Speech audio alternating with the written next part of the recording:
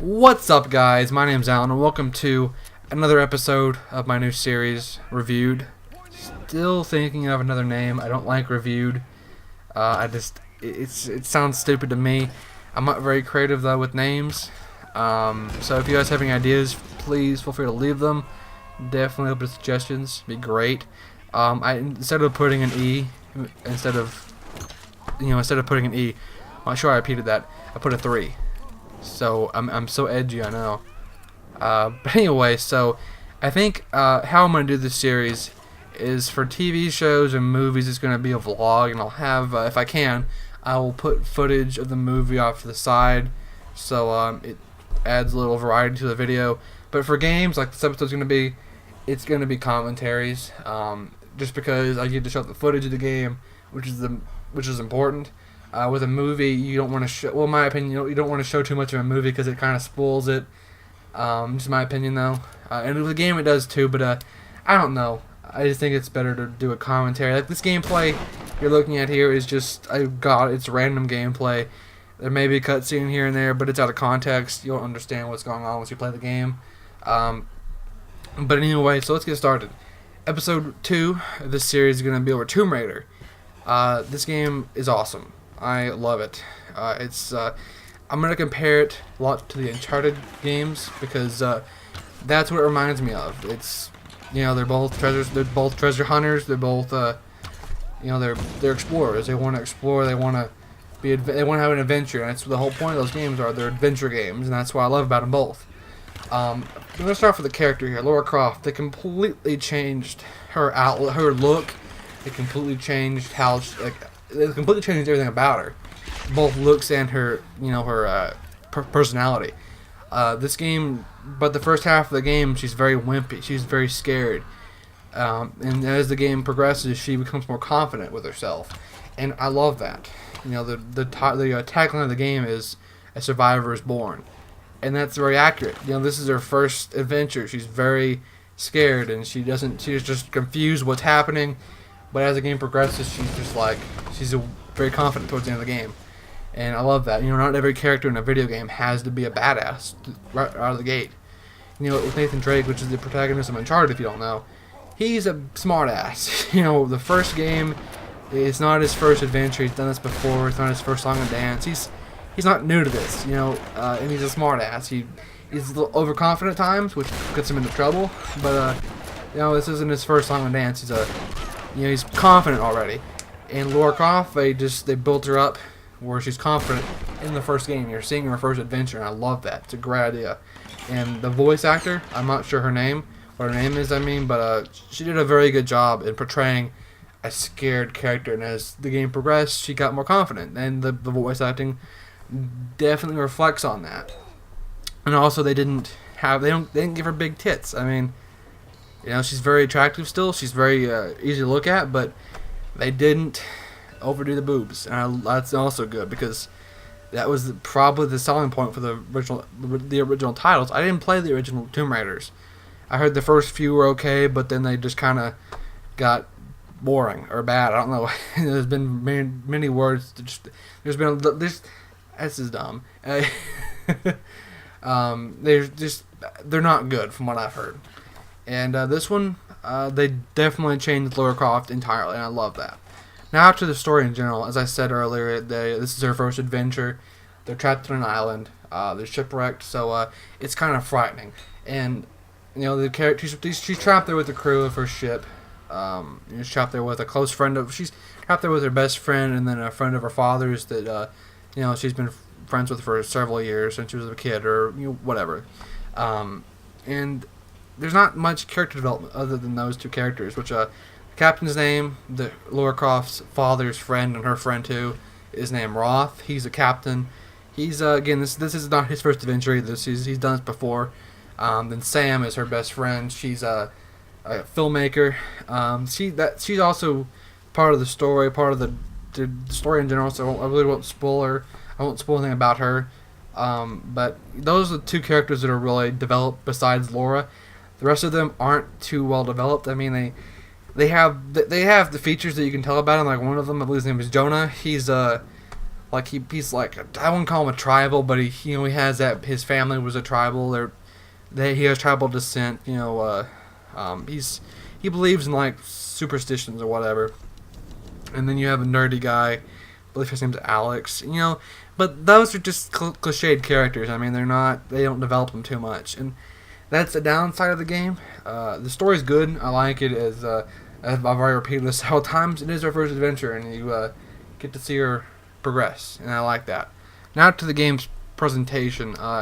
This game is presented very similar to Uncharted. There's certain ledges you can jump on. They're colored. In this game, they're white. So if you have like the stone that you can climb is white, it stands out. Another rock. The wooden ledges you can jump on, they have a little white on them, so you can tell they're jumpable. And usually they have white all over them. Like, it's not like it's plain white. It's like it's faded white. You can see the droplets. You see you can tell it's what to jump on. That's what I'm trying to get at.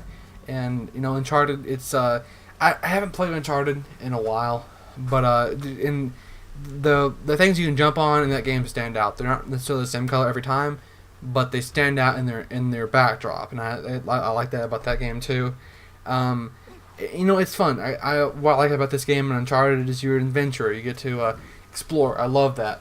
And this game has a lot of different hidden items. You have GPS, which are GPS is you find them all, you get a little secret Easter egg, which is hints at the sequel. You also there's relics like there is in Uncharted, and they're just like they are in Uncharted, except for in this game, Laura actually explains what they are. In Uncharted, they're just you pick it up, you get to zoom in on it, but Nathan says nothing about it. But in this game, she goes and explains about what it is. Not too in depth, just a little paragraph, usually just a sentence actually. But sometimes the items have like if you scroll around or you zoom in, there's like a secret to them. Like, and sometimes it says, if it's like a really nice item. She said, "Oh, this is wonderful. It's a jade statue from such and such time period." And then it says zoom. It says explore. It says I don't know how it words it, but it says zoom in for a secret or whatever. And it says nope, knock off, made in China. It's right there. There's sometimes it actually goes in more in depth, like it has a certain marking on it. It means royalty, or it means nobility or whatever. I like that. I like how there's also in each level, each like little area, there's different challenges, and they're like just hidden items again. Like one time it's a red mushroom, one time it's a little dream catcher, one time it's what else? I'm trying to think of other ones.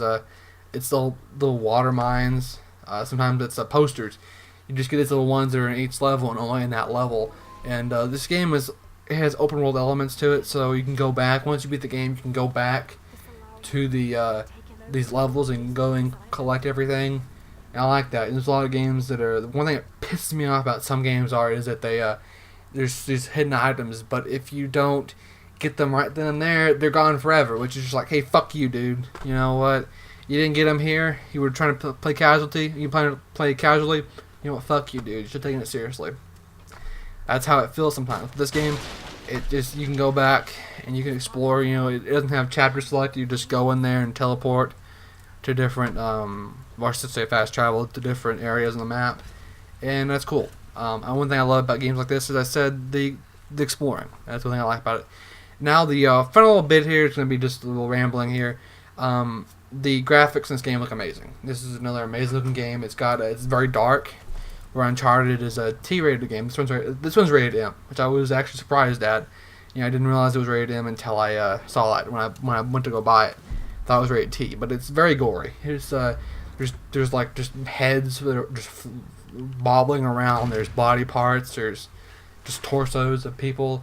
There's a lot of hanging bodies. There's a lot of at one point you fall into a little stream of blood, and that is disgusting.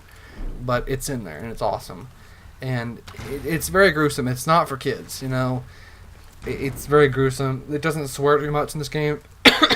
So that was interesting because every game has a lot of swearing in it. But you hear shit and fuck a couple times, but you don't. It's not very prevalent. It's really awesome. I like that a lot.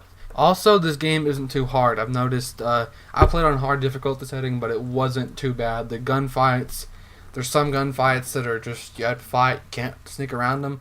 But majority of the gunfights is you can stealth. You can just sneak around them, stealth kill them, or you can the bow and arrow is silenced. So as long as no one sees the body drop or hears them or whatever, you can get by sneaking around. And I love that. Also, all the guns are upgradable, and I think the pistol and the assault rifle have a silencer for them. I didn't use those. I didn't have them unlocked when I beat the game. I actually went through and got everything done. So I'm a trophy whore or achievement whore. I have it on PS3, so it's trophies. But yeah, I got everything unlocked, and I really wish I would have really focused on getting all the salvage. The salvage is how you upgrade your guns. It's currency, kind of.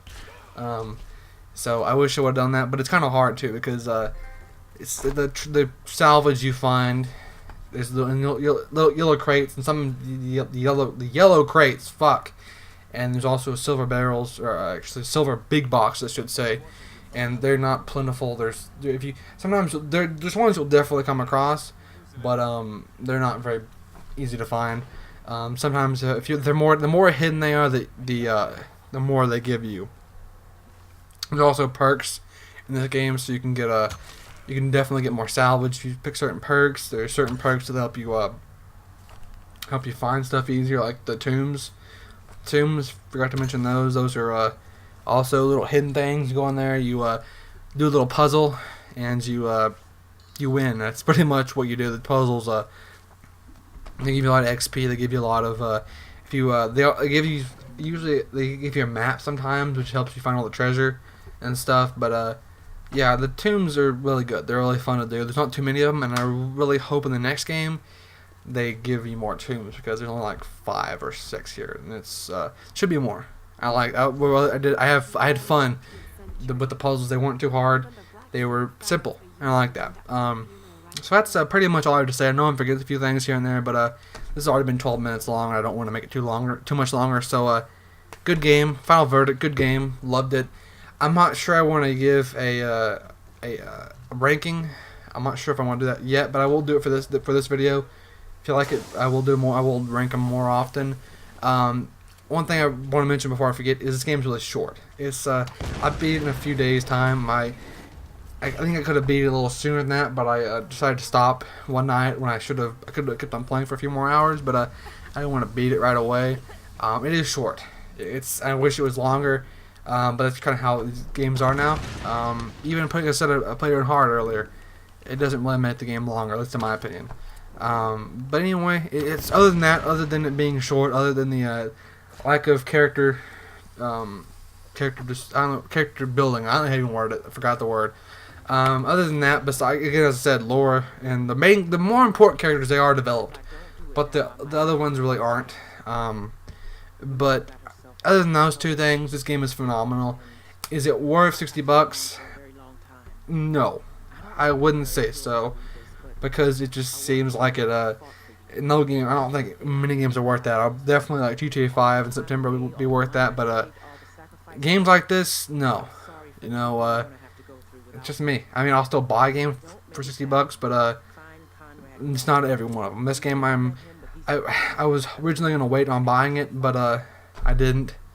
I just said, you know what, fuck it, I'm gonna buy it now because it looked fun, and it was fun, and it really is. I recommend it a lot. So rating 9 out of 10.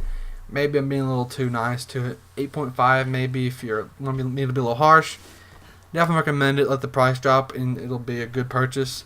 And that's pretty much it, guys. This went on 14 minutes, so I'm sorry if you watched it. Thank you for watching, and I'll catch you guys next time.